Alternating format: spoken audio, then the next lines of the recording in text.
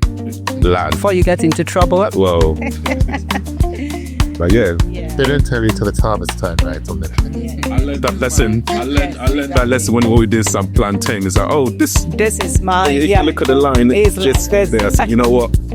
You keep it. Like I've nurtured it from day one. I put it there, but They saw you trying to put it there. It didn't stop you, but yeah.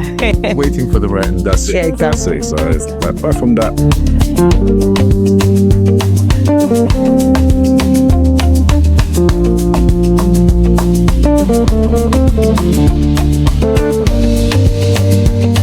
Hello.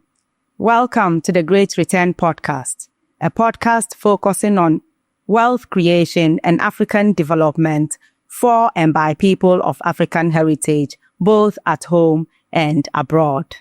Today, we are discussing what diasporans need to know about investing in the agricultural sector here in Ghana.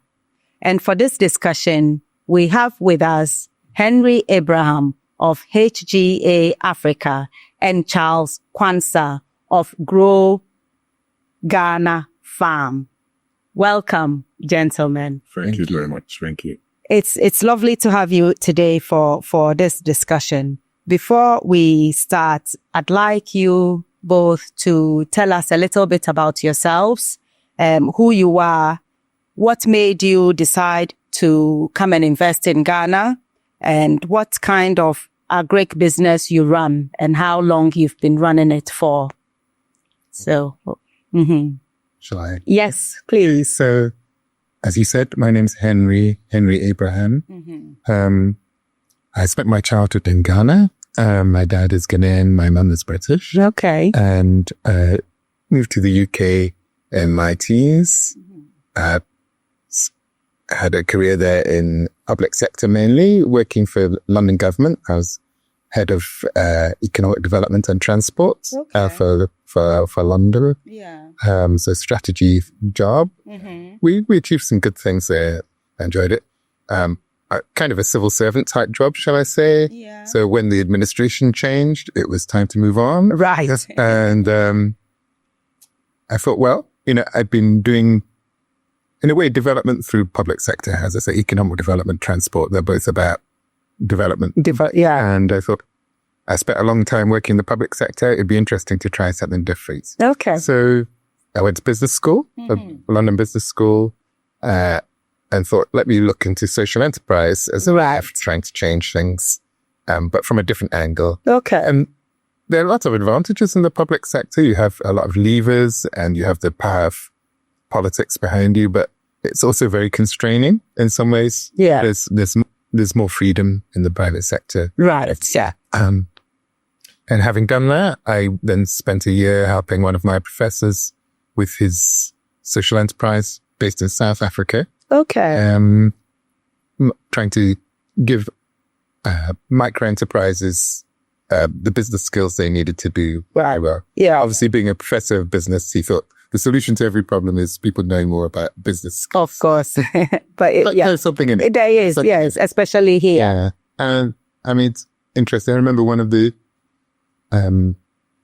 statistics that shocked me when I was doing my studies was out of a research study of 28 businesses spread across East and Southern Africa, not West Africa. Okay. 26 of those businesses turned out to be making a loss, but the owner didn't know it because they mixed their monies together. So they didn't realize how much they were actually subsidizing the business. The business, yeah.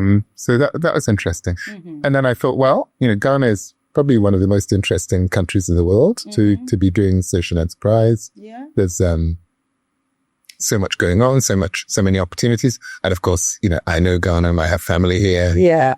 So, let's come back. Spent best part of 3 years just getting to see how things work here, having been away for a while. I find that occasionally some diasporans come back to Ghana thinking that things don't work because people don't know things. And that's actually generally wrong. Yeah. People know a lot. Yeah. The systems and also the objectives that people have may not be what you think. Yeah. So it may be difficult to make things work in the way you think they should. Don't assume that they're not working simply because the technical knowledge you might have gained it's not here. Is not here. Maybe it may not be being applied in the way you expect. Yeah. So I felt it important to take time to just get refamiliarize and work out where a good opportunity would be. As often in life, kind of by chance, or I tend to believe God had a hand in it. In fact, came across an opportunity which wasn't what I was expecting. Yeah. But I was a director of a forestry company here, which had a UK-based but Ghanaian executing a forestry company. Okay. So that's how I kind of ended up there through my links with both countries. Right. And they were making charcoal with their waste wood. Okay. And they decided why not use that waste wood to make charcoal and sell that. Charcoal business is not very exciting. It's very thin margins. Yeah. And difficult to execute. Yeah. So they quickly lost interest in it. But I realized that there was an opportunity to make something called wood vinegar, which turns out to be very useful agricultural input. Right. It's good in helping plant growth. It helps deter pests, and it can also control fungal attacks. Right. And act as a biostimulant for plants. So it does a lot of different things. Okay. So wood vinegar is known. It's been around for 100 years or more in Asia, particularly, but not much used in Africa. And it turned out that the wood vinegar we were making as a byproduct of the charcoal was very good for plants. Right. And so, although they were no longer interested, I said, well, look, I think this is interesting. I believe agriculture is by far the biggest development challenge in Africa. It's slightly worrying at times. People spend so much time talking about tech and so on. I'm a fan of tech. Tech is great. But when you have 60% of your workforce working on farms, it's just ridiculous to think that tech is going to be the answer. It's the first. Yeah. It's a good thing. You should do it. But you've got to solve the agriculture problem head on. Yeah. Because it's more than half the workforce. Yes. And often people are bringing a mindset from Europe or the States where the agriculture workforce is maybe 2% or less of the total workforce. And so, it's actually a relatively small thing. Yeah. It's mechanized, so the production is high, but it's so dominant in Africa that there's, you've got to tackle it head on if you're to make it. And in development. Yeah. No, I was going to say, agric should always be the first. So those countries have moved on from agric, and we can't just copy what. Well, to try and trend, it's one of the reasons that it will fail. As we commenting on a LinkedIn post of yesterday, I think, saying that high tech was going to transform agriculture in Africa, and it will, but not in the next decade. In the next decade, what you need to do is simple things that can be adopted by smallholder farmers who are much, in Ghana, maybe 90% of our total, as across Africa, not much less than that. Yeah. If you cannot work with smallholder farmers, it's just not going to work socially and economically in a country or in a continent where, as I say, more than half the workforce are in this industry. Just cannot work. High tech will come, but it will take time, just as it did in the West. Yes. It took time. Now, most agriculture is relatively high tech there, but that took many decades.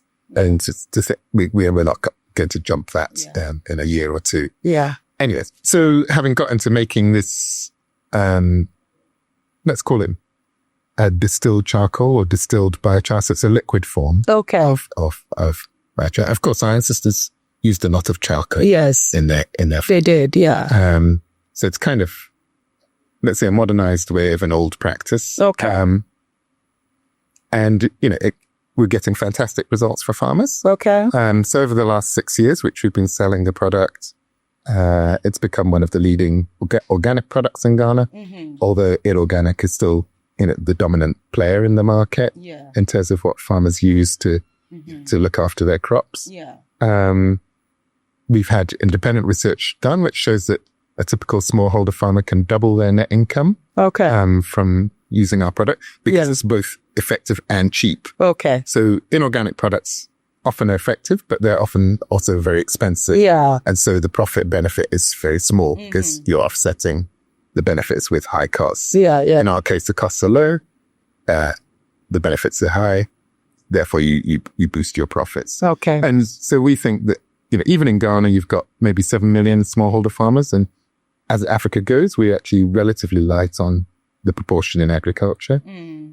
If you can double the income of, 7 million of Ghana's workers, you'll achieve something. The country. Yes, absolutely. And if we can do it Africa-wide, where you have maybe 250 million smallholder farmers, you've changed the continent. Yeah. So that's our ambition. Okay. We want to change the continent. Okay. We believe this is the way to do it. Tech and so on is great, but you've got to tackle agriculture head on and make it profitable, sustainable, and a decent livelihood for people. That's the way to change the continent. Brilliant. Thank you. So, Charles? Where do I start?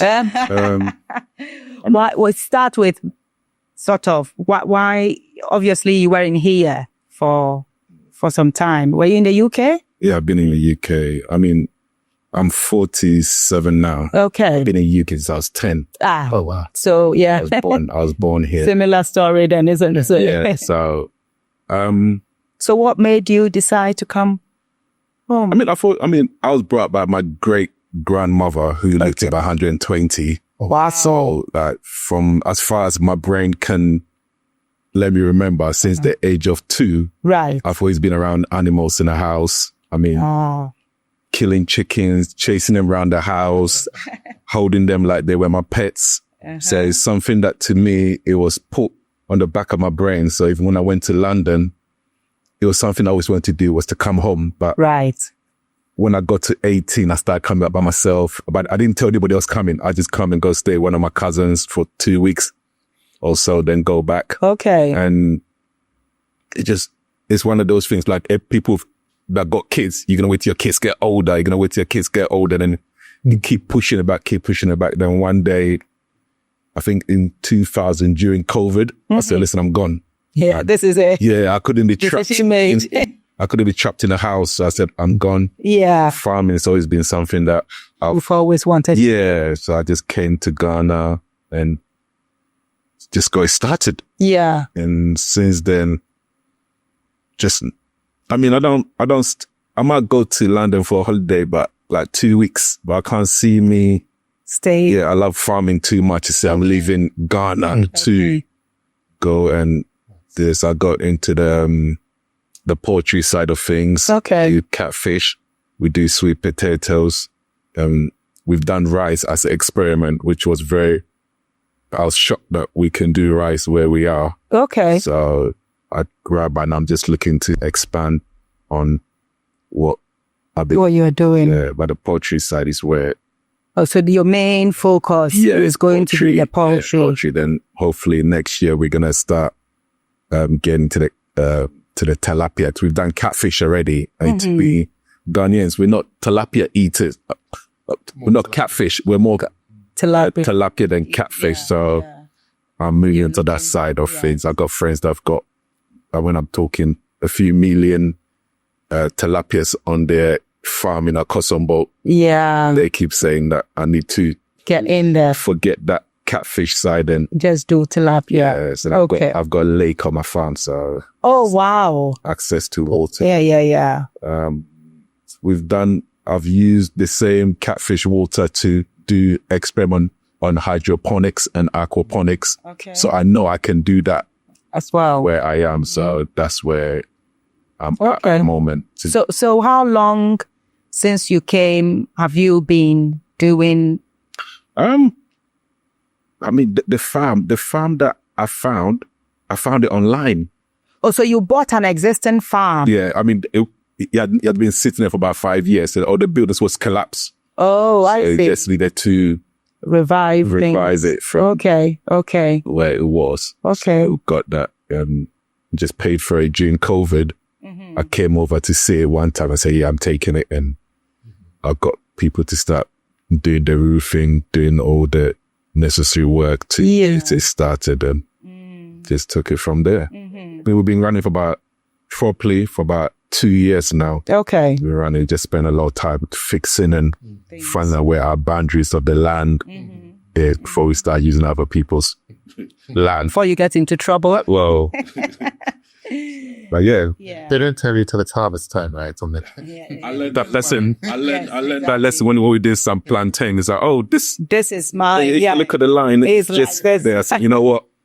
You keep it. Like, I've nurtured it from day one. I put it there, but they saw you trying to put it there. It didn't stop you, but waiting for the right. And that's it. Yeah, exactly. That's it. So it's like, apart from that, I mean, I love Ghana. I love farming more than anything around. So So it's interesting because myself and my husband too, we have invested in a poultry farm, and it's been, I'll say, about 3 years now, alongside what I do with TGR Africa. And for us, I started thinking I wanted to come home and see what I can do more for impact for myself. But in terms of farming, I always knew that we will get into some form of farming because my husband really likes those sort of things. So, just, I suppose, a decision made based on passions and lifestyle, and also thinking about retirement and having something like that where it will keep you going as well. So initially for me, although we had invested in the poultry business, it was more a passion for my husband. So I just thought, it will keep us all happy. I didn't really think a lot into it. But once I started, and at some point I had to start managing the farm myself. My husband is still working in the UK full time. And through actually managing it, I found that there are aspects that I really like, and there are reasons why now I really want to make a good project of it. You've taken over his side chicks, right? Exactly, I have. And we keep talking about this. It's like, but so it's quite interesting sometimes where you start and where you end up and the reasons why. So we'll move on. What makes the agricultural sector such like an attractive investment, do we think? What makes it an attractive investment? Okay, so I'll talk about the crop sector, which is what I know about. I guess Charles talk about the animal side of things, but obviously you might overlap a bit. And the potential returns are excellent. And let me say potential because they're not always realized. Yeah. So if you think even with a maize farm, which is kind of not a relatively low tech, if you can get several crops a year from it, you could be making, without going very high tech, maybe 10,000 cedis an acre over the year. Okay. That's quite a lot if you've got a few acres. Yeah. But it depends on being able to do several crops a year. Yeah. In other words, irrigation. And the challenge in most of Ghana is that most of the crop agriculture is rain-fed. That means you're not getting the multiple harvests that you could. Which is what really pushes the return. Your returns up per acre. And you're also at risk if the rain it doesn't come. Yeah. Maybe you get nothing, right? Just one harvest. Possibly 2 harvests. Yeah. So the south tends to have major and minor rainy seasons. North just one season and but they've become less and less consistent in the last few years. We know that climate change. Yeah. And it's particularly unpredictability of climate really that is the challenge for farmers. So returns are potentially very good. I mean, I said maybe even on maize you might get without going, you could do more if you go high tech, but maybe 10,000 CDs on them. Yeah. An acre, a year. Yeah. Whereas some tree crops, you have the potential for earning maybe 60,000 CDs an acre. With coconuts, maybe 25,000, 30,000 on mangoes. Okay. So these are quite big sums, but they don't just walk through the door. No. It's work, it's knowledge, and it's markets as well. So when things go right, it can be very profitable and it can make money fairly quickly. Yeah. To get there, you generally do need some capital. People think of agriculture as something, that doesn't need so much capital, but that's not necessarily right. True. Yeah. You can have your backyard garden, of course, but if you're trying to do it at scale, capital really helps. Water, critical as we've discussed. Technical knowledge, very important. And it takes time to really get the knowledge you need. Yeah. So the potential is there. That's what's attractive in financial terms. As I started out saying, in development terms, it's by far the most important challenge for the country. Yeah.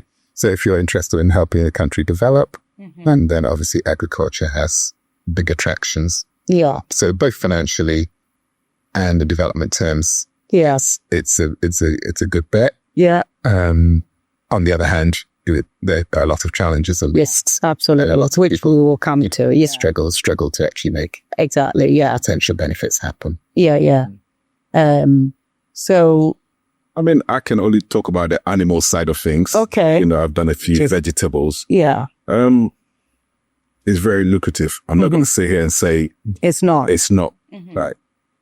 There's a saying that you put in what you reap, or you get what you put in. Yeah. Which I've realized that it's very true. That is very true, and I'm sticking to that. In terms of the poultry side, that is dangerous because if you're not careful and you're not taking your security serious, you could come up one day and everything's wiped out. Yeah. And you can't really blame anybody but what you've put in place. Yeah. So getting the right people is very important. I mean, when I was in London, I used to spend most of my weekends, like going to people's farms to learn, thinking the European way was the way, not realizing that Ghana, we got our heat. Exactly. It's very different. Yes. So I have to come here and kind of change my mindset to say, okay, we're doing it this way. And you see, sometimes me and my family manager will go head to head saying, no, let's try this way to see if it works. But, I mean, for example, even though I love my poultry side of things, whenever I need quick cash within 3 months, I do sweet potatoes. Okay. And I didn't realize that. That's good. That if you're quick. Flash or white fish? The white flash ones. That's quick 3 months. And right. Okay. And the schools. The cycle is short. Yeah. Or the women that sell on the street side. Come, you don't even need to go look for the market. For some reason, they know you're doing it.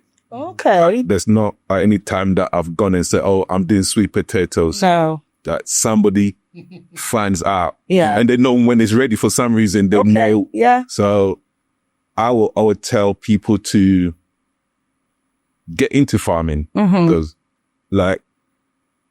it's hard because you have to put a bit of capital into it.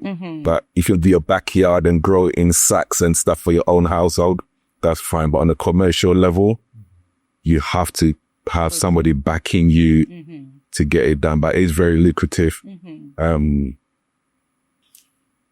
It just goes ups and downs.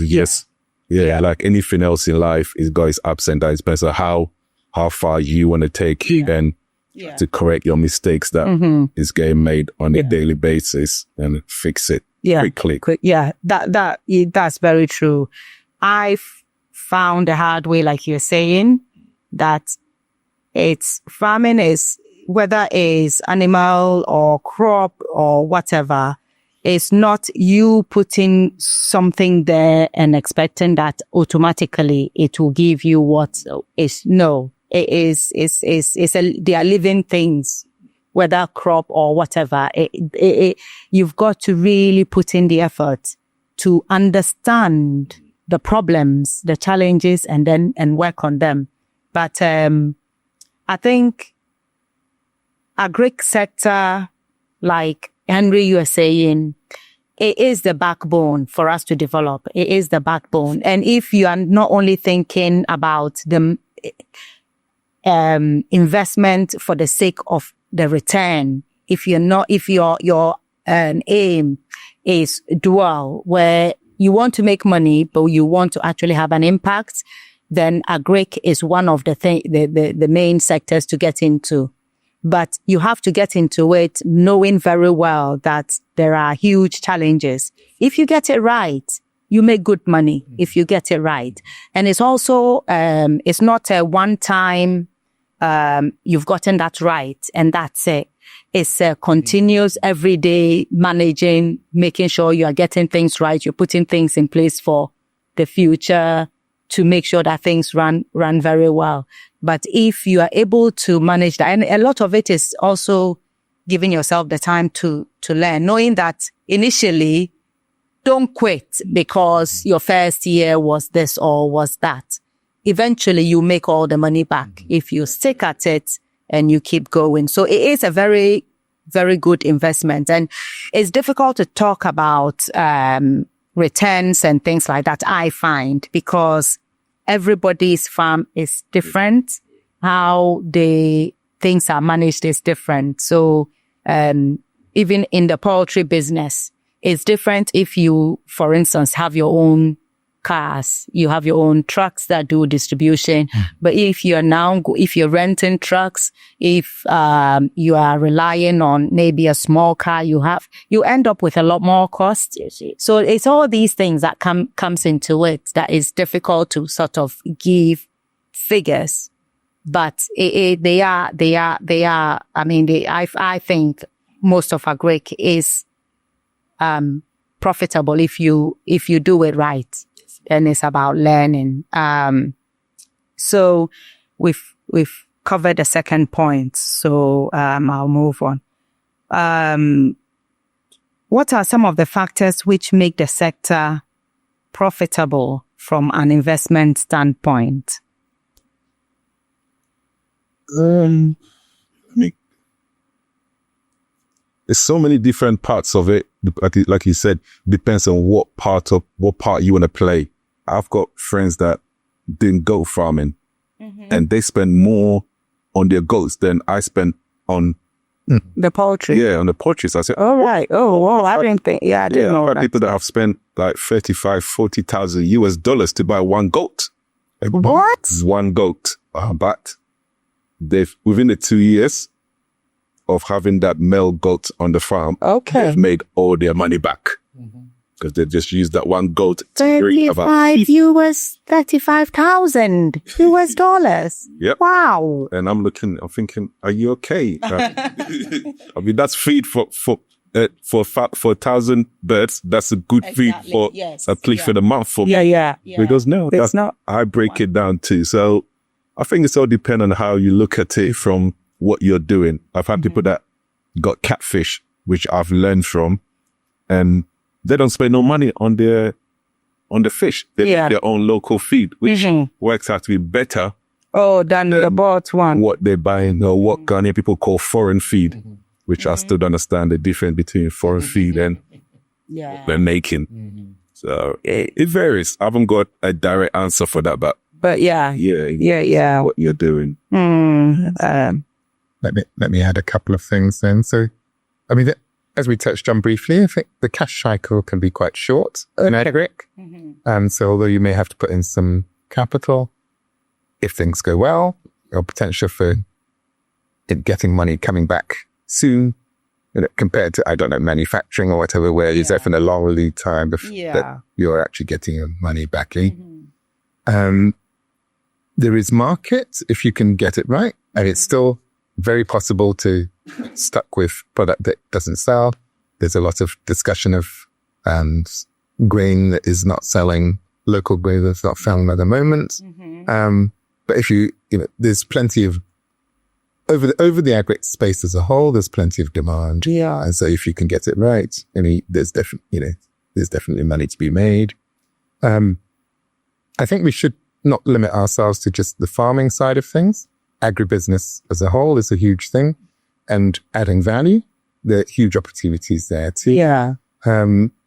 So, and as you were saying, it has great development benefit potential. So I think those are some of the factors. But I think, as both of you have touched on, really, there's also an emotional connection, which is very true in Ghana, but I think across Africa. Mm-hmm. There's a satisfaction in being connected with the land and with something you're making yourself effectively, if you like. Yeah. A lot of businesses, you're a bit distant from the products, but in farming, you're pretty close to the product. Yeah. Or if you're not, you're in trouble. Let's just stop people. I've been saying personal, like you get attached to it. I've got a chicken for the last 3 years. Wow. I'm scared to kill the chicken. Oh, like he's just walking around the farm like he owns the farm. Yeah. And that's why I'm kill you one day. The time will come.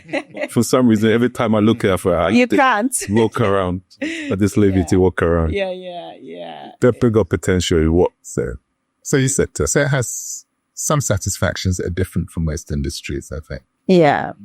And I think there's only one point I want to add to all the factors you have said. Sometimes in farming, quite often what the structures we have and all that can be multi-purpose. So it is attractive in that if you start one thing and you think, actually, this is not working well, you can always use the same space to do something else that you think would work better. So which is quite important, because when you've invested the money, for you to just maybe knock things down completely and then start something entirely different. But I think if you're doing crop farming, depending on the type of crops, because if it's like a mango farm, it takes a longer time. But if it's the short cycle ones, again, you can always, that doesn't quite work here. I'll do this thing this time. So I think that is also a good point for people to sort of take. Some flexibility in it. There is, absolutely. Sorry for interrupting. I mean, where I do the sweet potatoes, in between the sweet potatoes, I do corn in between them. Okay. So I give it like you said, I don't wait for the land to sit there for the next 4 months before I do the next. As soon as I know that, okay, we're going to be harvesting the potatoes in 1 month time, start planting the maize in between it.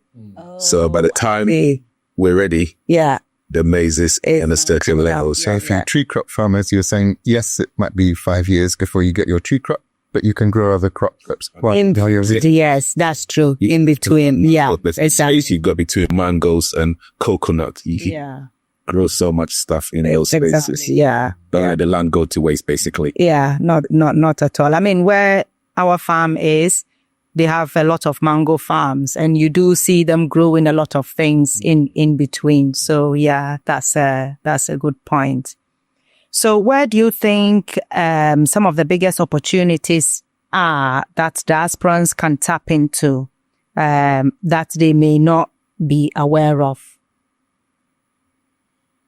I think sometimes there are, how do I say, the popular things that people do talk about all the time. People make videos about, and so people are aware. Are there other things that are not as talked about? I mean, even sweet potato, fish farming, there's a lot of videos. Poultry farming, there's a lot of videos, but some of them there isn't. I mean, I will use a guy, 2 people actually that are next to my farm. One of them is kind of using based on my farm to do it. And since I've been there the last 3 years of start using my land, he has managed to, he does okra. Okay. And I didn't know the demand for okra in Ghana was so high. I see people argue at the market for it. Really? Getting to know him the last 3 years of being there, he said, I've managed to put all my kids through school, university, just doing okra. I said, well, how much acre? And it's only doing like 2 plots. It's not doing acres. Okay. But he goes, it's the way you look after them. Right. So it's an okra that he said once it's ready, sometime you can harvest for the next 3-4 months. Oh, I see. He's like, but I see you here about once a day. He goes, yeah, I come and harvest and I'm gone. I'll take it to market. But he goes, he's done it. So there is a lot of, if people want to invest in things that long-term fish, which are like the coconut that obviously, one person can look after how many acres. Yeah. So Okay. they're not going to steal your money. Yeah. Here, hopefully, if you gauge it right, Yes. by the time you're ready to retire. It's about producing something like that. Yeah. Things can get stolen even cheap. I know. So you have to end up. I know. So, and I see a lot of people have gone to the merengue, the healthy Yeah. and stuff that are exporting out of Ghana. So there's quite a lot of like long-term that what we're seeing on Instagram, because I think that's what's fooling a lot of people to say, yeah, I know, don't do farming, it's easy. But when you sit down and you break it down, that It's not that easy. for us that have lived in London, you realize that to have 1,000 chickens will cost you £10,000 to from day one till you start feeding them. You think in £10,000, Where am I going to get that from? and it's not, and you can't tell the chicken, I'm not going to feed you this morning. Exactly, because I haven't got the money. That's it. And a lot of people see that on social media thinking, yeah, I'm going to Africa. I'm going Gambia. I'm going, but I'm going to start a poultry farm. And when they realize without doing the research, Yes. and when you do your research, you're thinking, let me stay back and just eat chicken in my home instead. Yeah. So let me add a few more things. I mean, one general issue is that people are not always farming in the most sustainable and efficient way. Yeah. So there's a gap in the market for efficient, profitable, sustainable methods, like our own products, in fact, which can make more money, not just in the short term. And that's been a problem where people use methods which bring some money this year, but degrade the land in the future. But so good practices is there's a space there which is underutilized. Okay. You know, we're part of that, but there are many other things people can do about good farming practice. Irrigation, you need capital, but once you've got it worked out, it massively increases your profit potential. From the land. The new crops coming along. I see the cannabis people are very excited in Ghana all around. I'm sure you've seen them on Instagram as well. But there is potential from crops that are not traditional. Things like stevia and so on you'll see around. Again, not necessarily as easy to grow as people kind of may kind of perceive. Agriculture is a massive industry.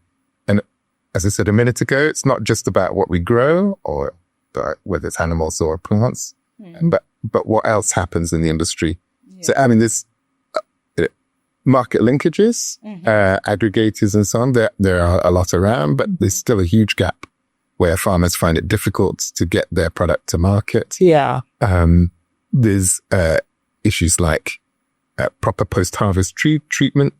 And many, in a sense, one of our disadvantages, economically speaking, in crop farming is that we have so many smallholder farmers with, say, a few acres, that it's difficult for them to get capital together and so on. But that also opens up huge business opportunities for those who can provide services to these farmers. And it's not trivial to do that because you've got to work with a lot of different people who may or may not be well organized and so on. But there's definitely a very big business opportunity there. Processing as a whole of food and animals, actually. Massive gap. There's very little being done. It's growing. It's growing. But it's still a massive shortfall compared to what we could and should be doing. So I think you can do well just on the standard things, grow a cube block, grow some vegetables, grow some chickens. But there are a lot of other aspects of the agribusiness industry as a whole, which are very underserved. And obviously underserved is a business opportunity. Absolutely. I think a lot of our agricultural products are quite perishable. So getting into that area, I mean, we do need huge, and it is so needed. This is the thing, because farmers are incurring so much losses that if we can get.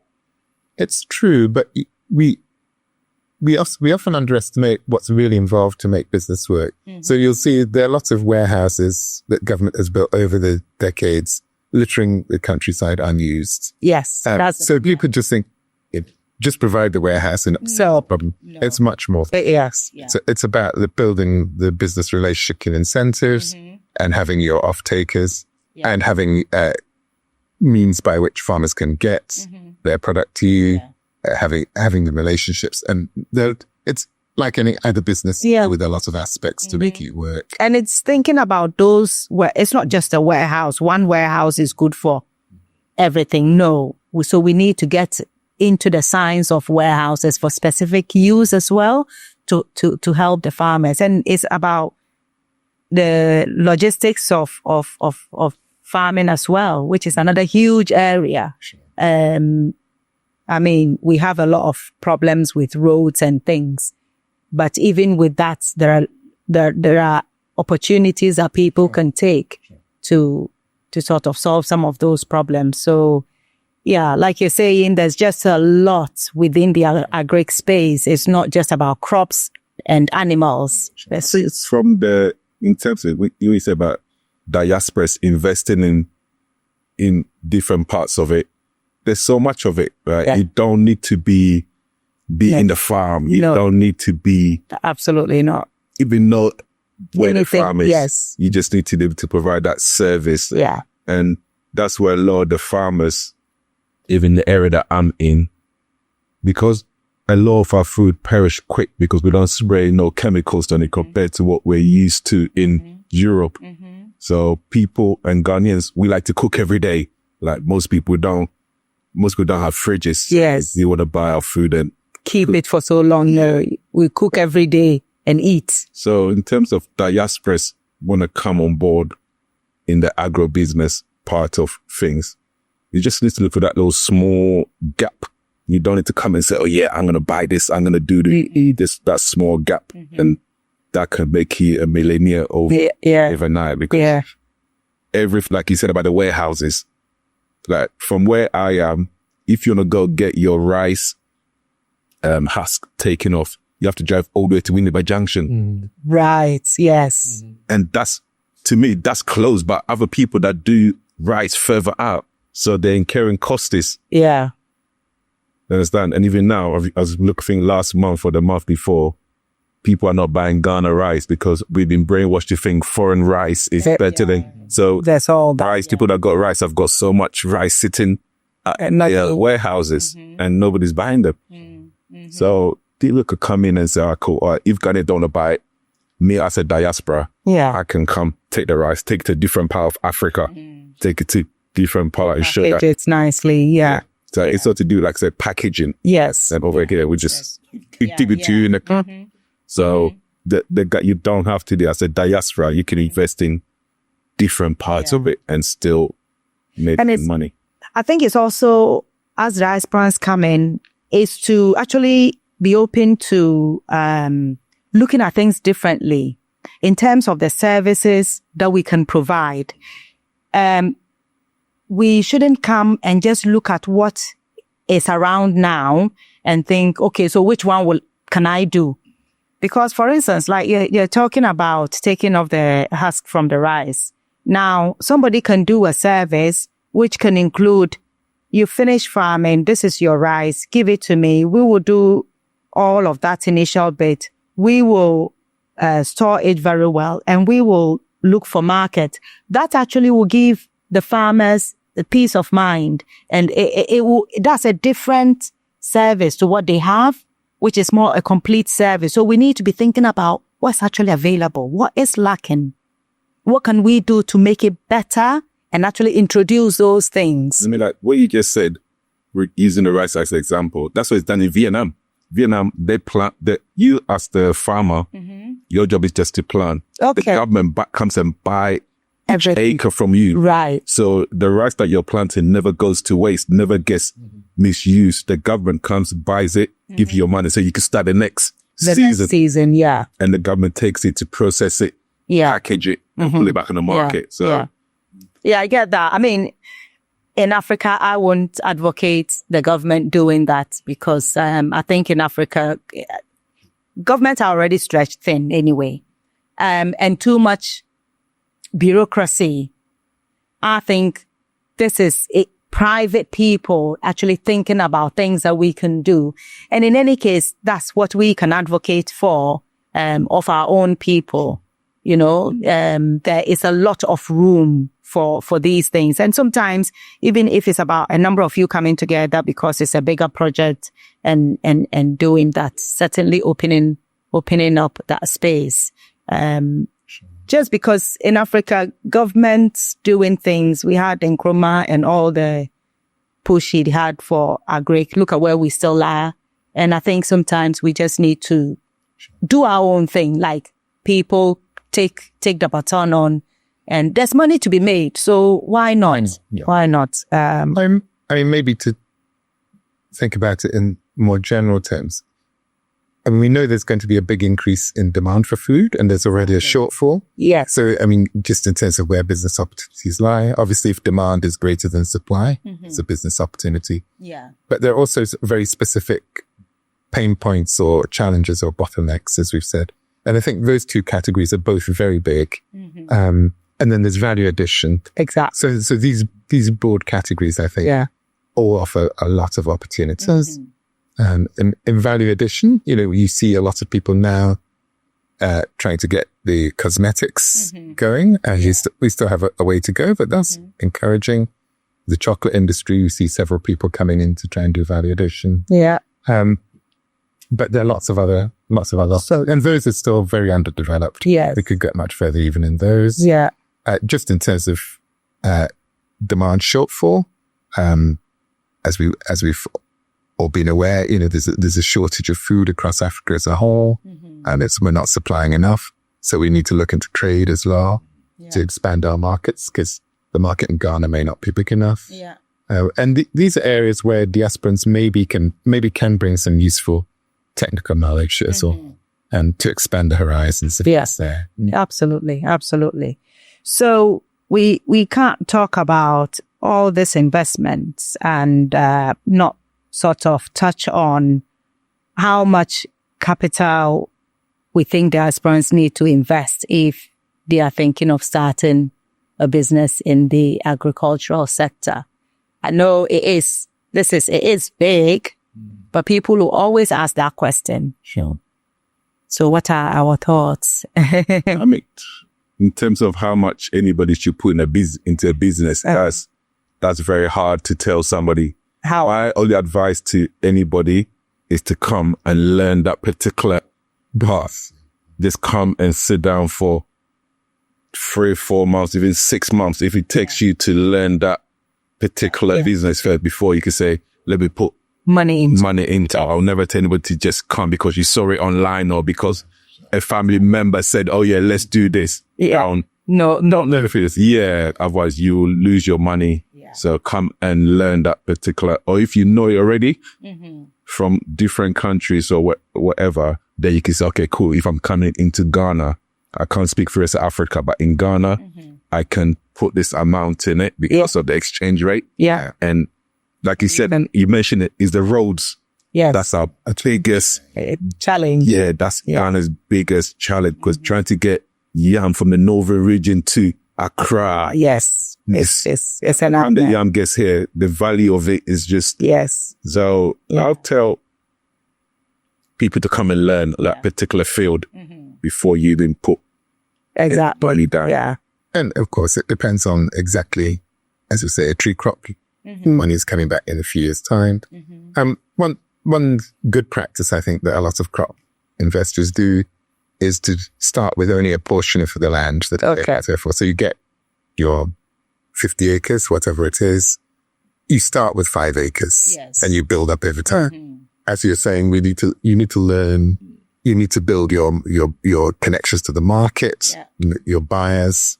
You need to build your relations with your workforce and so on. Yeah. And to try and start big, can be very expensive. Yeah. And you can lose money very fast. A lot of money. Because you have not worked out how to control things. Yes. And how to actually make it work. Yeah. So I think that's a good practice on the crop side. Yeah. And to build up, a small, and it limits your risk, your capital at risk. If you start with your 5 acres, your 10 acres, and you learn from doing that. Yeah. And And if you're able to get a large area to start with, that's great. But you can also get, different pockets of land in the same area, to work with. Yeah. Yeah. What I will say is I will encourage people, not to be deterred about investment requirements. We always say that, for you to start a good business, your first worry or your first point to look at, it's not the money per se. It's so many other things before you then think, okay, so now I'm convinced I actually want to do this thing. How do I go about getting the money to do it? And I would encourage people that, agriculture is a good place to be in Africa. We've talked about the need, food requirements going forward. It's not only us producing it in Africa to feed Africans, is the potential. The world is now the world. So we need to look at that with that in mind. The future potential for returns is huge. But you can also start with as little money as you have. People go and rent like an acre of land and start planting, and eventually they are able to buy their own. So think about things like that. And it's very cheap to rent land. But what that is doing is giving you the opportunity to actually learn what it is you want to be doing. So you can start with that, just renting land. So you don't have to invest so much money into it. And you can also think about starting with things that don't take a lot of money. So say you rent land and maybe you grow particular crops that have a short life cycle that don't require a lot of money. Even though that might not be what it is that you actually want to do in the end. But all of that you're learning, you're getting to know the people, you're getting to interact with people, interact with staff, because that is a skill that it will kill your business if you don't have it. And interacting with staff and communicating with staff, we shouldn't confuse it with what we are used abroad in the UK. This is understanding the norms, is getting to know how they talk. Sometimes they are not telling you something directly, but they are telling you something. So it gives you the opportunity to learn all these things, but you'll be investing very little money, but learning so much. So I would still encourage people, don't think about money first. Think about investing time, I think. Exactly. What you're making. Exactly. The time you invest is probably the more critical. Absolutely. Yeah. Okay. So let's move on to our second session. And this session, we are going to look at the risks and challenges in the sector and how to overcome these. So from your experience so far as an agripreneur, I think is what you call it these days, agricultural entrepreneur, what has been some of the biggest challenges that you've come across, and how have you sort of managed them? There's a lot of conservatism in the sector, and maybe again connected with it being so many smallholders and so if what you're trying to develop, as in our case, is asking people to make some changes in their practices. Yeah. It takes a lot of time, resources, and effort to really convince people. And there's a good reason for it. If you're a smallholder farmer, you have something that maybe works for you to a degree, but you haven't got deep pockets to take risks. No. And so you really want to minimize the risk that you're taking. So it's an understandable reaction. Yeah. But it does mean that you should understand that if what you're doing requires people to change what they're doing, it's going to be a time consuming process. Yeah. And, we've invested a lot over 6 years to do that. We've come a long way, but there's still a lot. Even though, we have a product which is clearly much more profitable for most farmers, it still takes time to persuade them. You'd think it would be an open and shut case, but no, you still have to persuade people. And as I say, there are reasons for it, that people are risk averse, change averse. So I think that's one thing, being realistic about how long change takes. Okay. If you're looking for change, as you said, understanding that relationships are particularly important in Ghana, in the business sector, with your own staff, with your buyers, with your partners, with your regulators, and any of these can kill you. These are business. Absolutely, yeah. And so you really need to invest the time, invest the thinking, you get the advice, the support that you need, and to make those things work. Recognize it's, how you remember Ghana from 30 years ago probably is not. It's not what it is today. Yes, yeah. So people and culture, the linkages to market are often overlooked, I think. But they think growth and someone will come and buy. Much better to think about who's going to buy first, and then come back and see what you provide. Working with the public sector, we get on the regulatory clearances or something. Again, these are risks and problems. You have to put time into working with people. Impatience does not pay. No, not in Ghana. No. If you're an American, you're used to shouting at people to get things moving. Tends to be ineffective in Ghana. Very. Counterproductive. Yeah. And so there are lots of things, but many of them around the soft issues, I would say. Yes. And often people come back home thinking it's about technical knowledge, about money and so on. Those matter, but the soft issues often matter. Yeah. Any on your side? Andrew said 90% of what exactly, I was going to say. From the challenge from my side, it's more because I've got the chickens. It's more from feed, and trying to get feed on time. And no, I know. Yeah, it's just it's difficult. And it comes that I've had the cars that are delivering on me broken down so many times, and the chickens are sitting there waiting for sheer food. I've got one more bite left to try to make it. Well, if you go small, a handful of chickens, that's fine. But if you're doing them in the thousands, your production, you will know your production starts in. And also another thing that Henry said that I'm still trying to work on is invested with the guys that are working for me, trying to be part of, trying to bring them into what I'm trying, the vision that I've got in my head. Yes. Trying to show them, okay, cool. If we do this, we go here. This is where, If we do that, we go here. So back to the potato things again. Whenever we do potatoes, I'll get them to, we all do the weeding, they all plant. When we harvest, I share the money with them and they look at me like, this is more than my wages. But to me, I know what I'm doing. Yes. But to them, it's like, oh, uncle, this is too much. Take some back. It's like, no, you was there when we did the weeding. Yes. This is extra money that we can make. Okay. So even I think on Saturday, I'm going to one of the farm managers, baby ceremony. Yes. Very important in Ghana. Yeah. Nice. So building that relationship with them, try to be part of it. When I'm there, we all sit together, eat together. When I'm going to town, let's all go. Yeah. We all go and see the chop house. So I'm building that with them. And hopefully they can see the vision that I've got in my head and we can be expand a little bigger than what we expect. But Henry said most of it.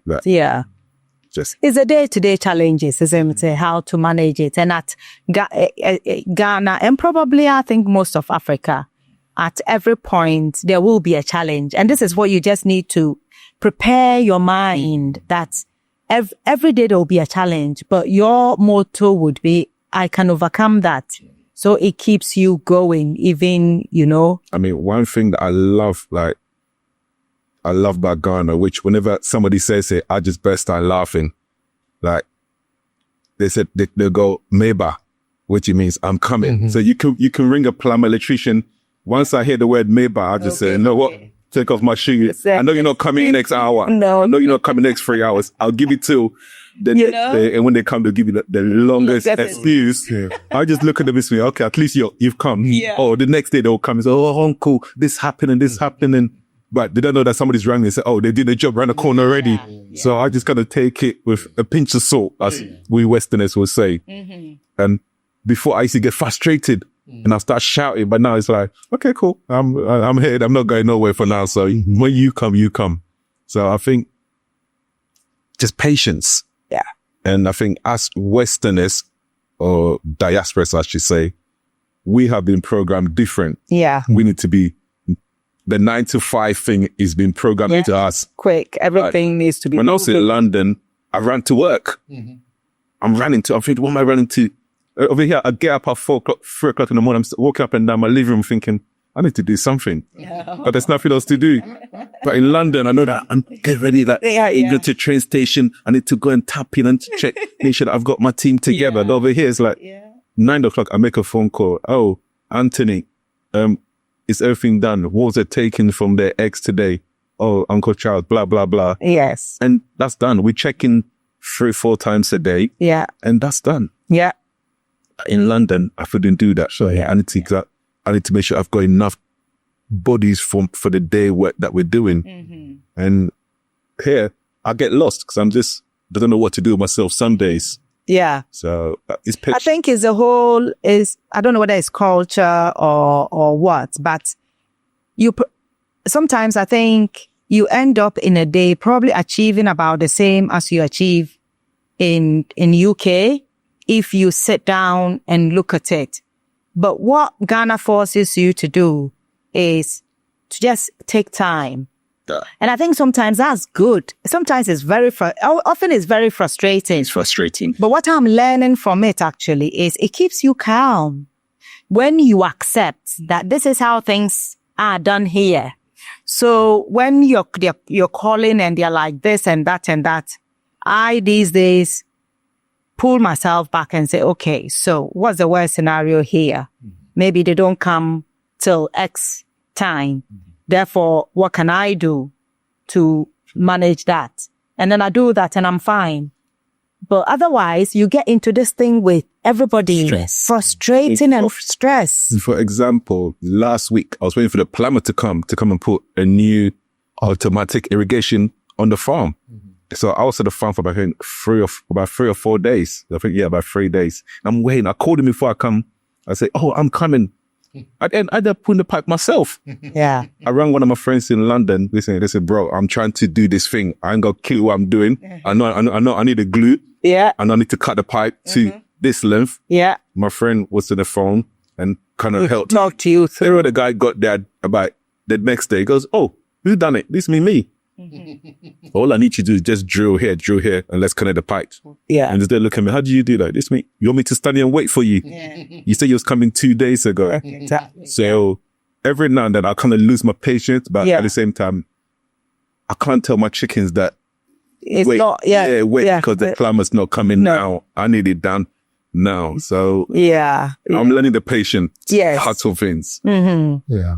I think it's also understanding that what people value is often different. Yeah. I remember one of my diasporan friends telling me he believed in words of affirmation.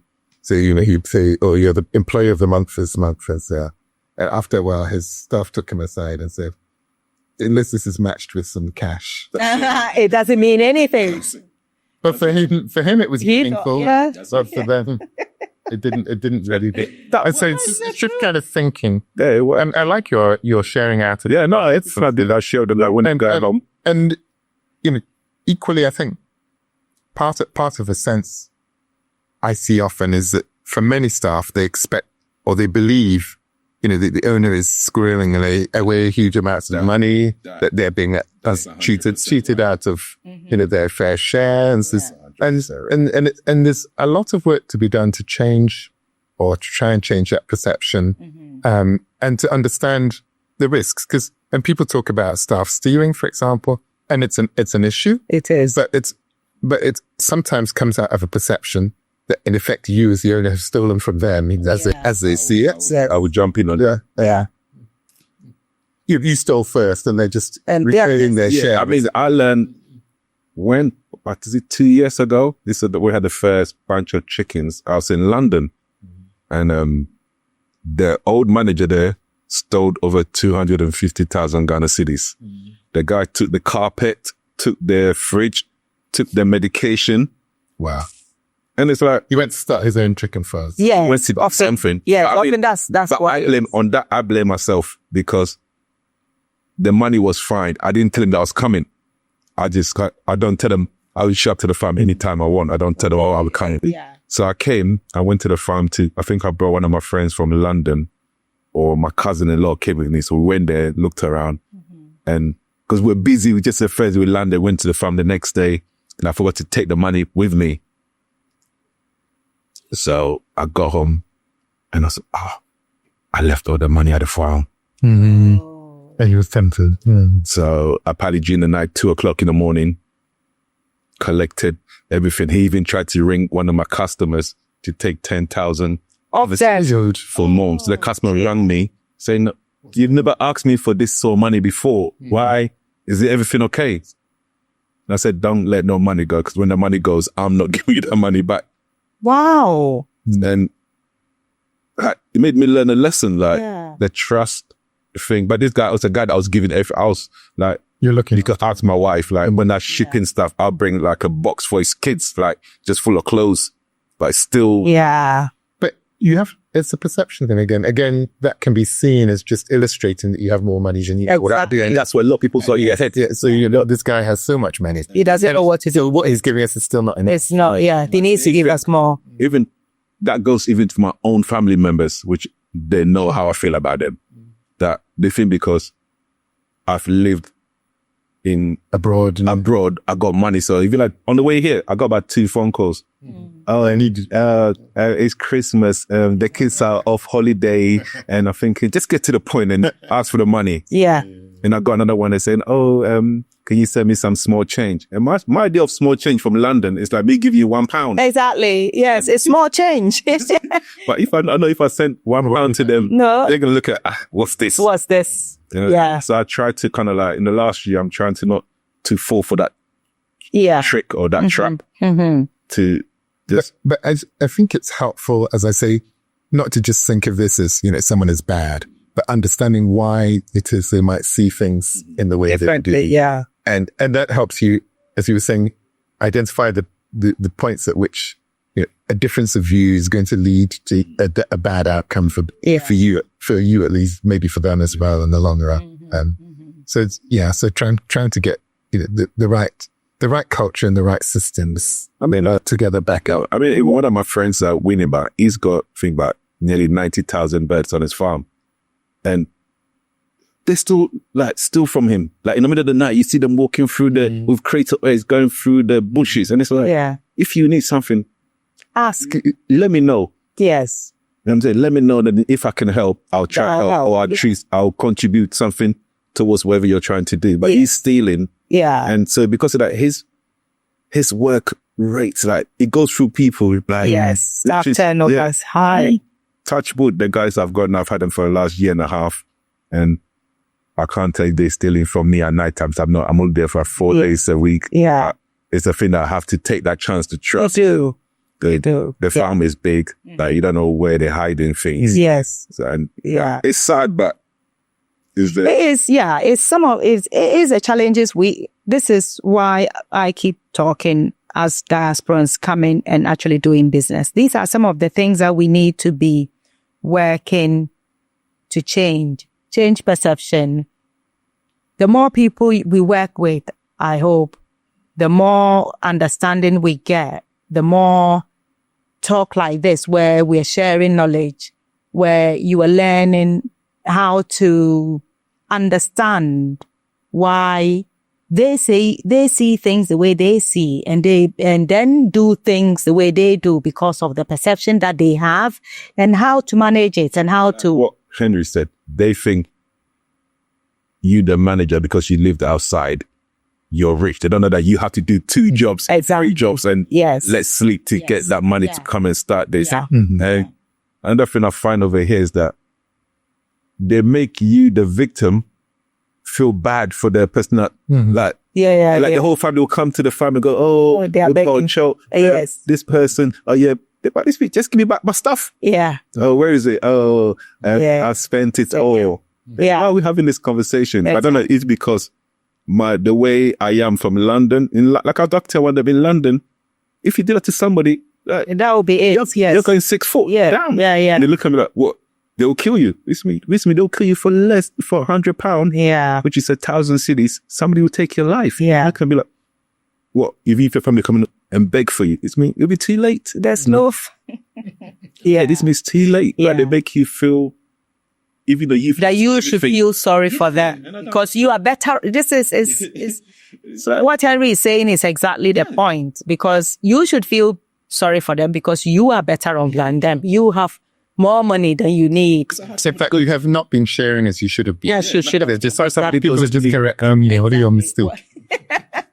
I've had somebody go to me, but you can always go back to London. It's me, what? Go and sit in the snow to make the money and bring it back there for you to see your choice. You've chosen to come and do this, so it's not about the fact that you can go here or not. That's all about you can go and make more. Yeah, it's not easy. Yeah, I mean, in terms of practical challenges, the important ones I would say that I've been through when it comes to the poultry farm specifically.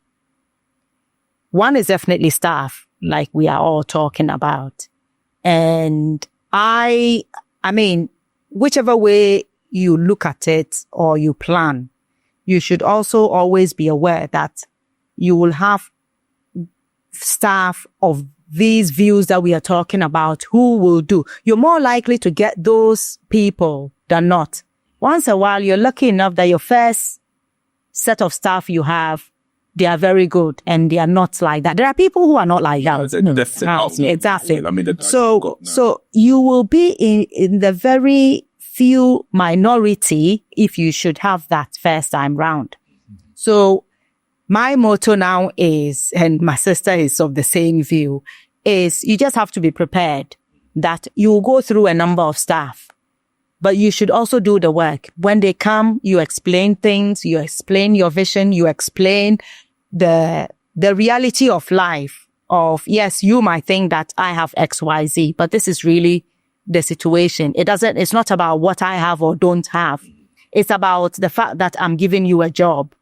And the fact that job, this is the vision for it.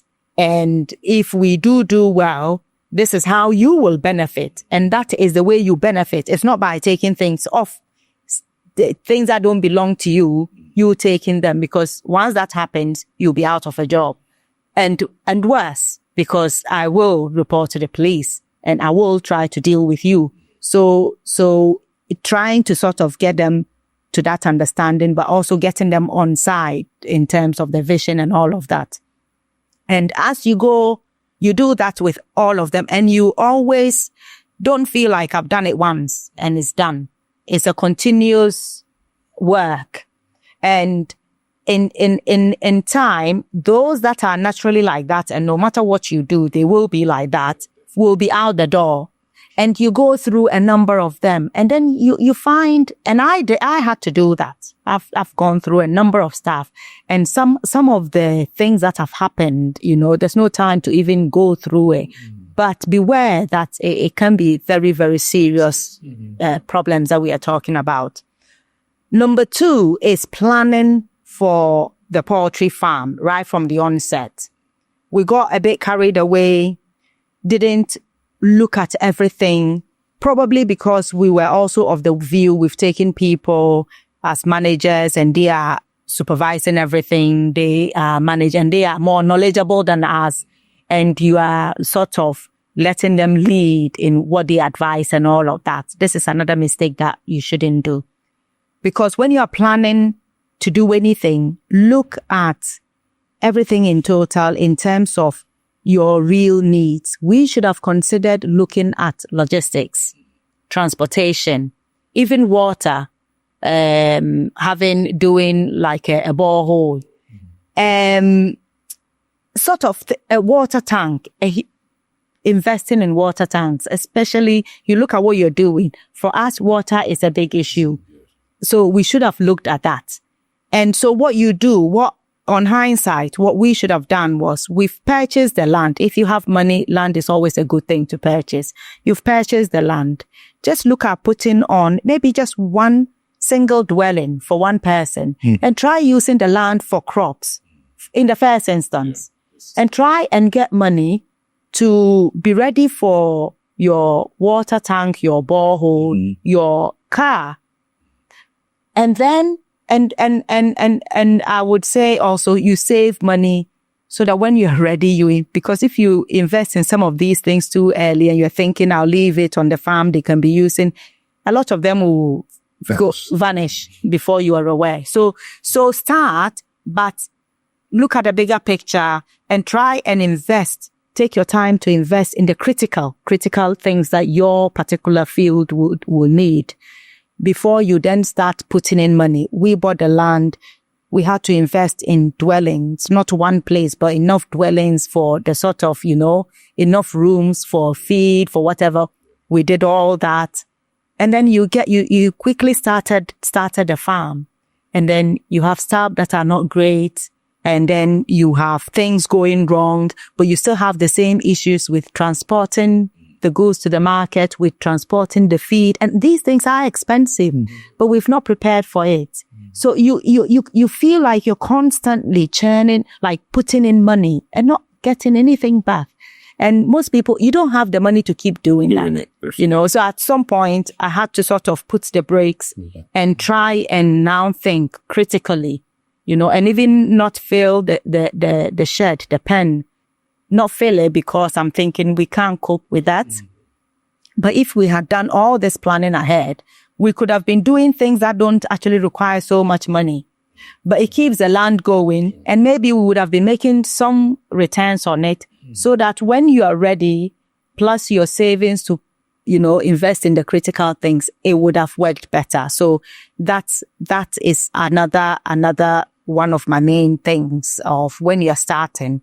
Looking at so staff planning before ahead, and then don't think you're going to leave your farm for people to run and they will do. No, even if you're not here, you have to have mechanisms in place that you can understand what's going on. And if things are going wrong, even before anybody says to you this and that, you already have picked up.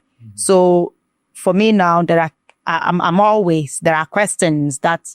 And then you realize they are not even prepared for that. And so the answers that come out give things away because they are not prepared for it. So it is challenging, but it is doable. Let me just add something. We've talked about needing to understand things yourself, and that's right. But you should also draw on local expertise. Absolutely. There are people who have much more experience and knowledge in you. Yeah. It's finding the right advisors that is a challenge. Yeah. But it's really worth it if you can find knowledgeable people who will help you. People are willing if you can find the right people. So don't think you have to reinvent everything. No. You do need to get a grip on it yourself. Yeah. But there are people around who can help if you put the effort into finding the right Absolutely. Person. Absolutely. Because I don't know the details of everything. I just know some of the things that have gone wrong and I've learned from them. And I don't try to learn the medications off by heart, although I know some of them and which ones we get and which ones we've got that we've had, things like that. So that when they are saying, oh, this is happening, that's happening. So I think we should get this. Then you ask the right questions before you say, yeah, go ahead. So, right. Would you say all diasporans are suitable to become agripreneurs here in Ghana? Or do you think it's suitable for a certain kind of person? Is everybody suitable to become an agripreneur? Well, you're talking about entrepreneurs to start with. Obviously, not everyone is suitable to be an entrepreneur in any country. And don't think it'd be easier to be an entrepreneur in Ghana than in the UK. That's the reason that should be the case. Then the agri sector has particular challenges because, as we've talked about, it can be quite very profitable, but it can also be quite risky. And I think you can have some disease kill your birds or whatever, and you're in trouble, or whatever. So you need resilience, as we've said. You need an ability to solve problems. You need an ability to relate to people. You need a way of finding resources. It's not just about money. It's finding the people you need to help you at the time. Yeah. Which could be your staff, or it could be advisors, or it could be partners.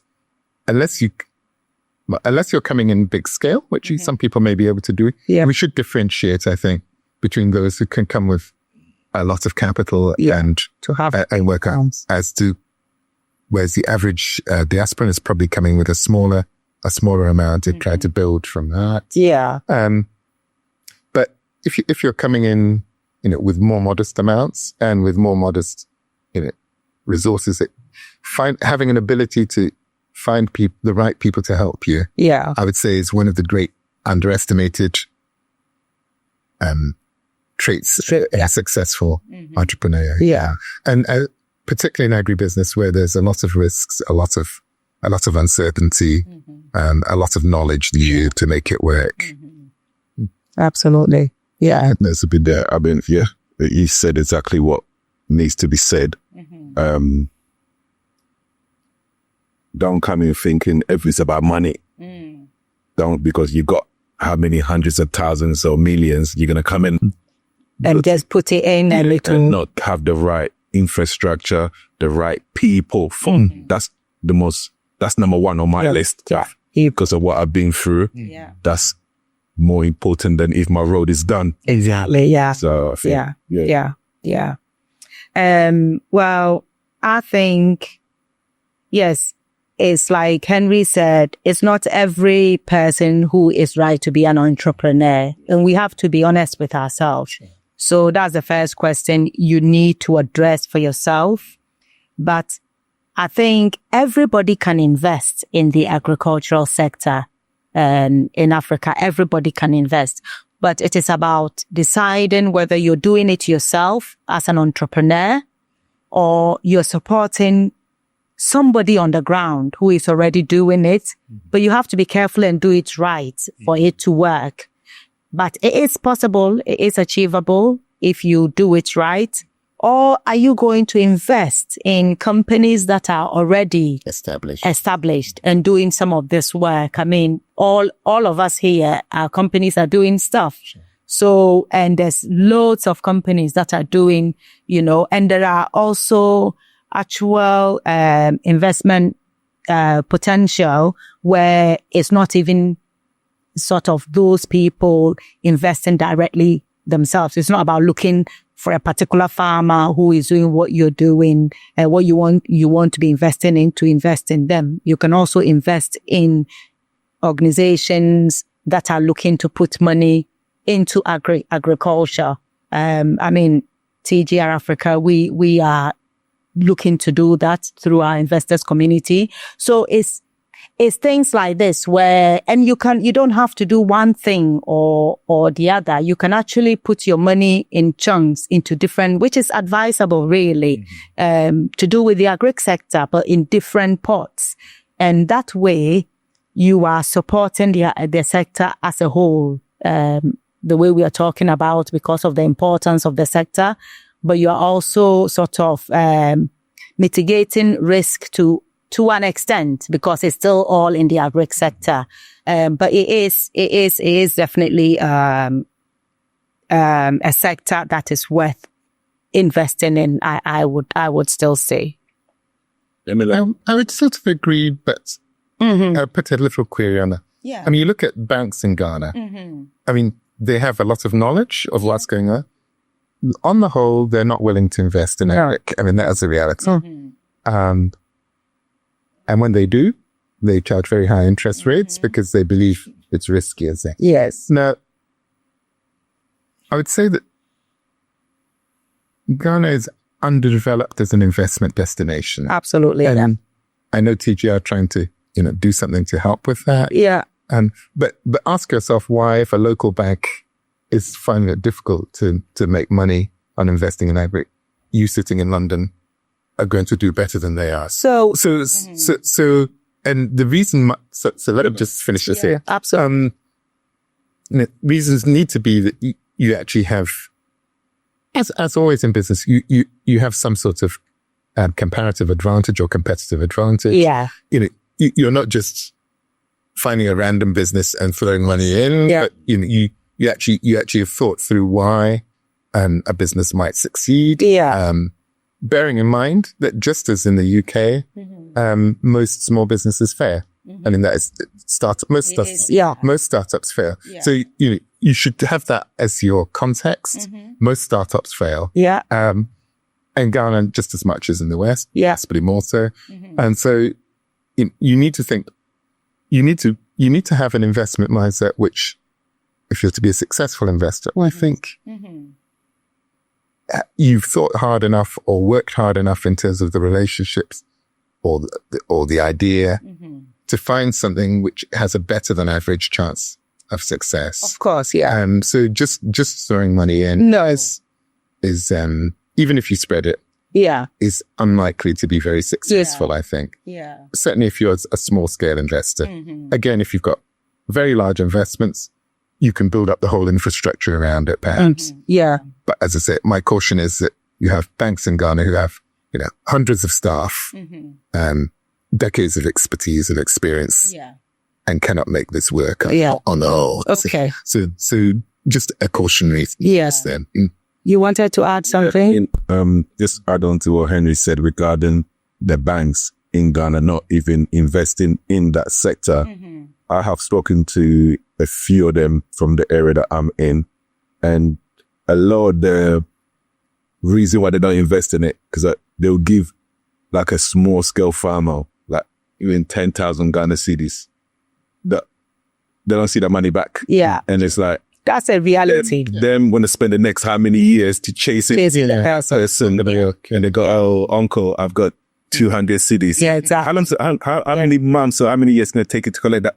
To them, it's like, it's not worth it. Yeah, it's not. They're not talking to like somebody from like the head of like Exim Bank who are prepared to give you that money, but you have that. They want like a percentage of what you're doing. Yes. Like they only work with big scale companies and farmers. So, personally, I get the point that you're making, Henry, because it is an issue. And the fact that local banks are not willing to invest. But what we also need to remember is local banks what we are advocating is like a kind of development-led investment. It is for people who are passionate about developing their land, is what I always go back to. And we shouldn't forget that important point, because banks, I feel, are not interested in, what they are interested in is what they will make and how quickly they will make it. So, and not losing it. And not losing it. No, absolutely. And not losing it. So that is a valid point. But I think for us, all Africans and all people of African heritage, we have to rethink the way we look at things. It's similar to the way people look at made in Africa stuff. And even us as diasporans, quite often without thinking, we still look down. We think, oh no, that must be inferior. I'm not saying it's for everything, but it is something that is there and has been there for so long that sometimes it's an unconscious bias, is what I'm trying to say. So we need to start rethinking things. And if we don't, we're not going to get there. So I think at the end of the day, me personally, and I understand the risk, but we should also be ready to risk on ourselves. The world where progress has happened is not other people who have gone in there to risk on them for progress to happen. So we need to remember that. And yes, it is a particular problem. And so we need to do a bit more before we invest. We shouldn't just think, oh, yeah, because we want to help development. We just, yeah, that's fine. We'll invest in that. No, that shouldn't happen, because if you do that, the chances of you losing your money is high. Take your time, but it doesn't mean don't. This is what I'm advocating. It means do it carefully. Spend the time to look at where you are putting the money and how, whether be it the company, be it the individuals involved, and how are you structuring it such that you actually will be able to get your money back. All that, but it is still important that we do invest. Otherwise, progress will be limited like it is at the minute. Sure. That's where we are. No, I wasn't saying there should be no investment. What I was suggesting is that it needs caution and it needs to be targeted. And it's the same as any investment. If you're investing on a general basis, I think part of the problem is you don't have unit trusts. And so in the UK, if you don't want to get into knowing what's going on, you just put your money in a unit trust or some sort of consolidated investment vehicle. Other people do that due diligence work. We don't really have the equivalents here yet. Yeah. We need those actually. Yeah, we do. But if you're looking at investing in individual businesses, you need to understand that's quite a risky thing to do. Okay. And even, as I say, locals struggle to make it work. Yeah. So you need to be fairly confident that you have a good proposition that you're investing in. Yeah. Otherwise, your chances of losing could be quite high. Yeah. Yeah. Okay. So to wrap things up, I think our final point is about looking at the significance of diasporans investing in the agricultural sector as it relates to African development. And we've sort of gone through this. So can we sort of briefly look at the importance or the significance of us diasporans actually investing in the agricultural sector in Ghana, in Africa, as it relates to African development in terms of opportunity to build wealth and at the same time contribute to African development. What do you think are the beneficial impact of us diasporans putting in money in the agricultural sector? As we've said, at the individual level, it's not just about money. You should be bringing knowledge or connections, if possible, as well. Yeah. So looking at agriculture itself, for example, one of the challenges which, my business is trying to work with is that what's done is often not very sustainable. It's just for the shortest term profit. And it's understandable when money is tight, people need profit now. Yeah. On the other hand, if it means that in 5 years' time you won't have anything, then that's not really a win. In the one. So, maybe you can contribute perspectives which are relevant. And of course, if you bring something that is completely unrelated to the African context or your country's context, it may be what you're bringing in is actually just off point. Yeah. But there are synergies clearly where you can bring in knowledge or experience, which is helpful. Yeah. Again, it's going to depend on the business. So, given the stage of a lack of collective investment instruments, that I mentioned earlier, I think the benefit should be not just about money that matters. And of course, what you're going to be told by the person who wants the money is that the money is the most important. And it is important. Yeah. I mean, we're not decrying the importance of money. Of course, it's needed. But money on its own, I think, is what we've all said as we've gone around, is unlikely to do things, get things right. So it's, bringing some commitment, some vision, some knowledge, and some perspective that complements what's there already. Yeah. Without arrogance that assumes that, just because it's, made abroad, it's better than what's made in Ghana. Yeah. Can apply to, knowledge. I was amused talking about getting rice for my staff for Christmas. There was a strong push from the staff that they want Vietnamese rice. Yeah. I'm not surprised. I prefer Ghana rice, but, there's definitely a tussle on this one. So, and this is an agricultural company. Yeah. So, working with farmers in Ghana. Yes. You still want to to be given Vietnamese rice for Christmas. Yeah.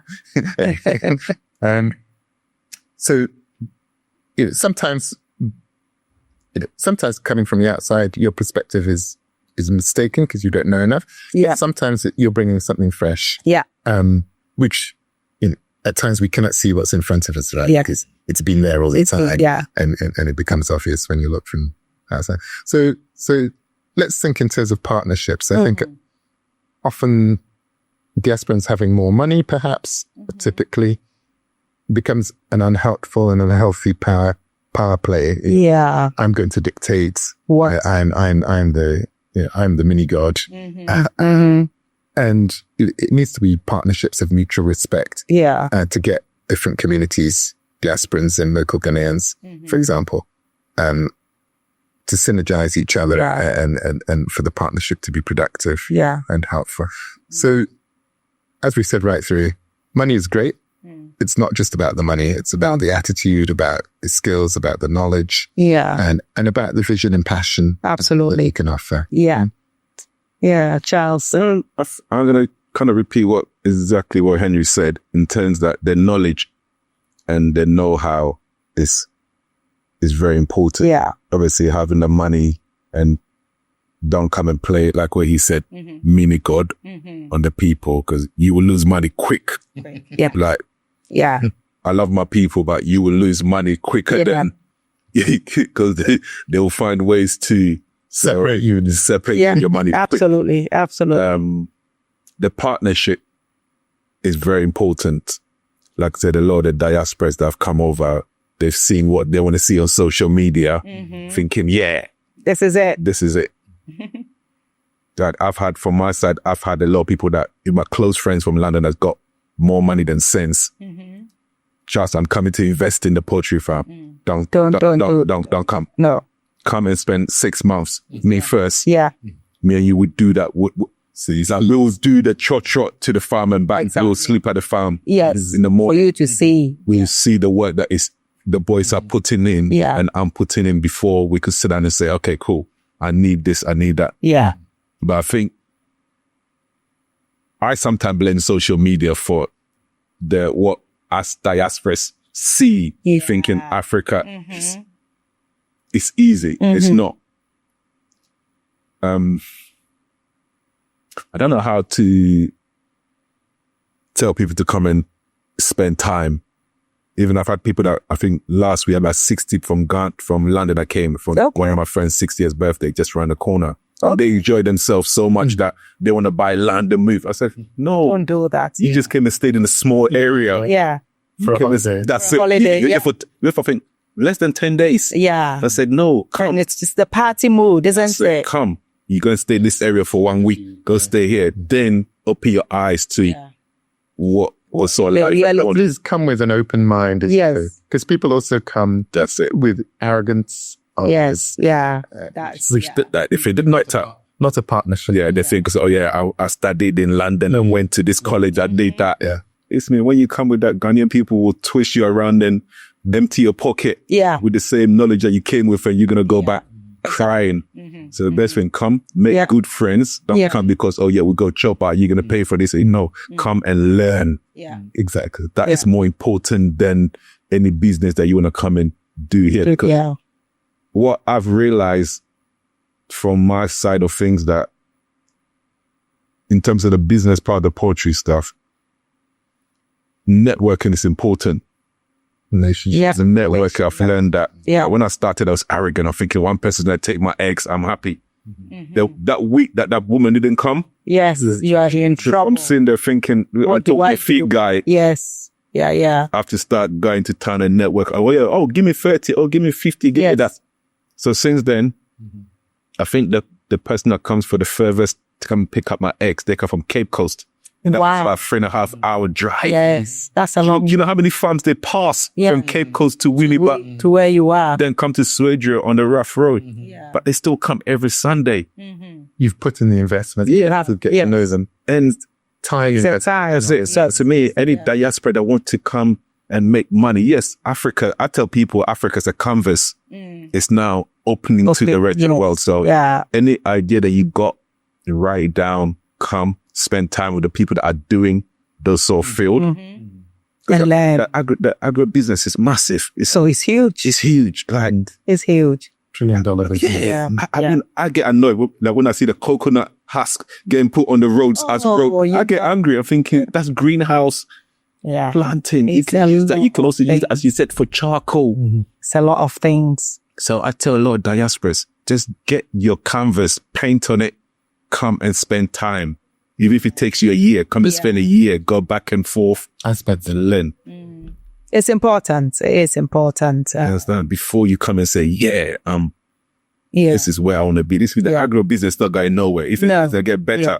Exactly. And I think in terms of diasporans investing in the agricultural sector, the main thing I want to put out there is, okay, if we look across the landscape in most African countries, the biggest player in everything is the government.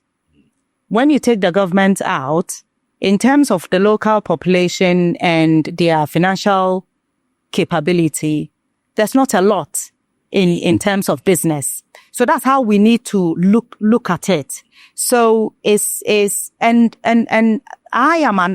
not an advocate for government getting into commercial activity. I don't think it ever really works well. So, and apart from that, African governments don't really have a lot of money to be putting into the agricultural sector the way it should. And they don't make it easier. They don't make it easier in terms of... But that's what I'm saying. It's a double-edged sword when the government tries to. I think that it is important the government creates an enabling environment. And I think a lot of them are not focusing on that. And if they do focus on that, they won't spend as much money. But at the same time, private sector will really pick up because the environment is better. So we diasporans need to look at it as, in a way, we are the needed link, if you like, in terms of investment. That's how I see it. We are the needed link. And therefore, we really have a role to play.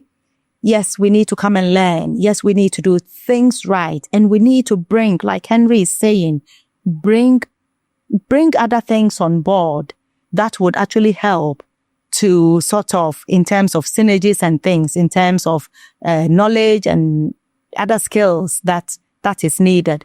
But we do need diaspora capital to be investing in Africa, but especially in agric. Sorry for interrupting you.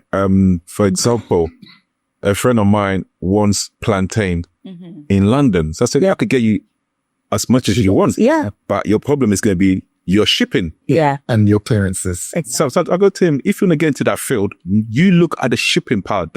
It's me getting the, what I call, it's nothing. It's me, it's 2 phone calls. Exactly. If you want 10 acres, 80 acres, I've got people that got them. You want your yam, I can give you how many thousand bits. Yes. But the problem is the logistics. So don't get into the agro part of things. Say, oh, London need plantain, London need yam. Listen, get into the logistics part of it from A to B, then and understand it.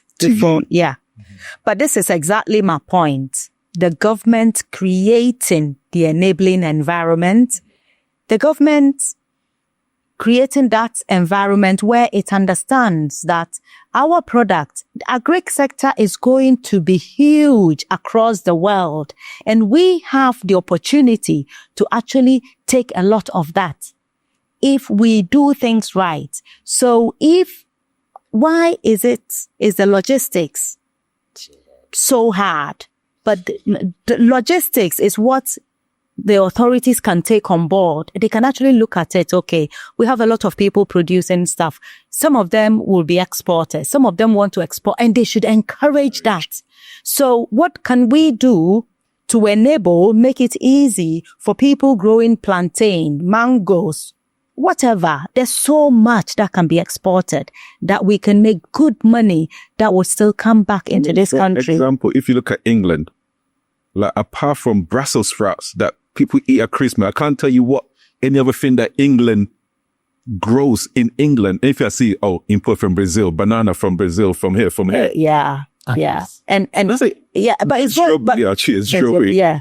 But the point is that's going to get even worse. That's what I think is going to get even worse. And this is why we need to take seriously our land, like Henry is saying, not to be pumping like dangerous chemicals because they give you 1 or 2 yields, good yields. And then you think, but you're destroying the land. How long is it going to take to rejuvenate that land for the future? Meanwhile, that future is even bigger than now, so but authorities need to create even within Africa alone, the market is huge, yes. Even within Africa alone. What are we doing? We individuals can't. I know they're doing the Africa free trade zone and all that. Then it needs to happen and happen in a good way. Like what Henry said, like what he said from the beginning, like in terms of the agro business, Africa we're just a little dot. Yeah. I'm saying, like, we're just a little dot. I didn't even know that he'd done that product. I'll use that for my potatoes. Exactly. That's for what I do. So, by the way, your acre farmer, we can double his yields. That's what I'm saying. He needs more like just the network. Yeah. I really wish we had more time. Let me just come back on this. In Europe, we don't expect individuals with modest amounts of money to be large-scale investors. No. And it's actually more difficult in Africa. Mm-hmm. So my own take on this is that just as with entrepreneurs, not everyone should be an investor in an individual business. Just as the entrepreneur needs some competitive or comparative advantage to succeed, if you're going to invest in individual businesses, you need to have something you're bringing to the party, not just your £20,000 or whatever it is. My own view is, just as in the West, we need more collective investment instruments. Yeah. Because the banks have failed. I mean, the banks could be that. Yeah, but they are not. But they're not. They are not. And so we need collective investment. Yeah. And in a sense, that's what you're trying to do as TK. Exactly, yes. I commend you on that. But it's quite a big thing to do. It is, let's not underestimate the effort. Yeah. And because part of the reason that the banks have struggled is the small scale of investors, as Charles was saying. If what they need is 10,000 CDs, the due diligence is just over, you schedule on the loan by the time you've done, and then chasing it is just impossible. So I get what you're saying. Yeah. These are big issues. We need to find ways of making it. I mean, I'm sure Grow For Me, for example. Yes. In a sense, they're trying to find a model that deals with this very problem that we're talking about, of giving people who don't want to or can't afford to invest huge amounts, but want to do something to a relatively secure, relatively transparent, easy way. And I think there's opportunities for more like that. And this is it. We need to find ways of doing collective, investments and getting involved. But whatever we do, we need to be investing on us. We need to be investing on us. That's my take. And there are ways that we can do it and bring in the right measures to make it successful, to safeguard people's money and all that. So but anyway, all too soon. There's so much. We will have to do another session on agri, honestly, because there's so much to talk about. So yes, thank you. Thank you to Henry and to Charles for today. You too. You're welcome. It's been great. So that's all for today.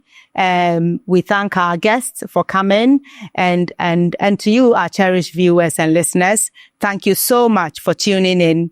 Be sure to like, share and subscribe to our channel, to help support the impact that we are hoping to make.